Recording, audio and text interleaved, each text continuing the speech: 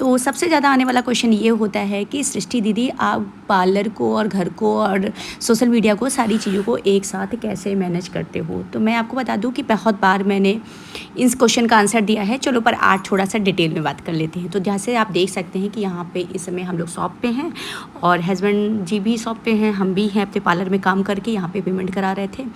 तो इस तरह से मैनेज होता है। एक्चुअल मेरा पार्लर और जो शॉप है वो घर पे है, तो मुझे इतनी ज़्यादा प्रॉब्लम नहीं होती। प्रॉब्लम क्या मतलब होती है, थोड़ा सा एडजस्ट तो करना ही पड़ता है। किसी भी काम को करना है तो एडजस्ट करना है।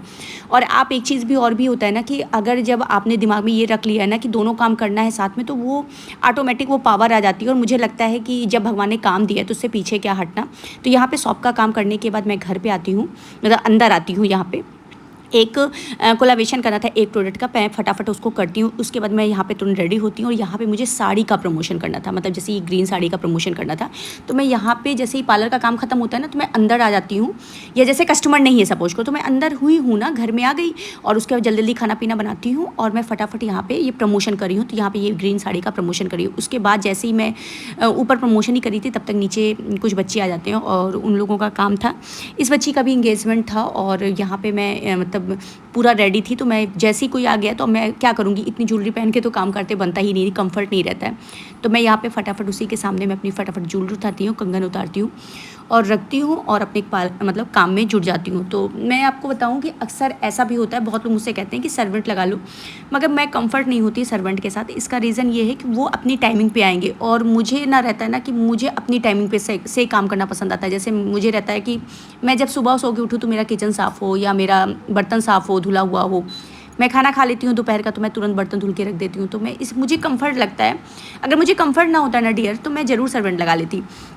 तो इस तरह से मैनेज करती रहती हूँ। बीच बीच में कोई आता रहता है। हाँ, कभी कभी इरिटेशन होती है, जैसे एक होता नहीं कि आपका हर वक्त एक जैसा नहीं होता है। कभी कभी लगता है अरे यार तैयार हो गई हूँ, अब नहीं जाने का मन कह रहा पार्लर, ऐसा भी होता है। तो कभी कभी ऐसे मूड में भी रहती हूँ, मगर धीरे धीरे करके सब मैनेज होता है।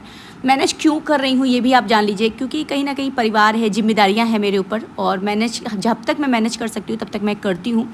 इस तरीके से आप लोग भी काम कर सकते हो। बहुत लोग यहाँ पे मुझसे ऑनलाइन भी जुड़े हैं और बहुत लोग बताते हैं मेरा यूट्यूब चैनल है। तो आप लोग भी कोशिश करो कि जहाँ तक आपका 100% हो सके वहाँ तक दो। और ईश्वर की दया से फ्रेंड्स मैं आपको क्लियर कर दूँ कि मुझे जैसे बहुत ज़्यादा बॉडी प्रॉब्लम नहीं है, जैसे बहुत लोगों को होता है ना कि बहुत बॉडी में तकलीफ़ होती है, बैठने उठने में तकलीफ़ होती है। बहुत मतलब मेरे यहाँ ऐसा नहीं है कि आजकल यंग जनरेशन में ऐसा कोई प्रॉब्लम नहीं आ रहा है, सबको आ रहा है, मगर मुझे ऐसा कुछ नहीं है। बहुत लोग सोचते हैं कि मैं बहुत पतली दुबली हूँ तो मुझे वीकनेस रहती है, तो मुझे वीकनेस भी नहीं रहती। मतलब मैं बॉडी से स्ट्रॉन्ग हूँ, भगवान नज़र ना लगाए, मैं ऐसे बोल रही हूँ। तो इस तरह से चलता रहता है। तो जैसे आपने देखा कि पहले भी मैंने काम किया पार्लर का, फिर मैं घर पे गई, खाना वाना बनाई, उसके बाद प्रमोशन किया, बीच में कोई आ गया, फिर मैं पार्लर चली आई। तो इस तरीके से सारी चीज़ों को मैनेज करती रहती हूँ। इससे मेरी फैमिली, मेरे हस्बैंड, मेरे बच्चे, हर कोई मैं ये कह सकती हूँ कि मेरा साथ देते हैं।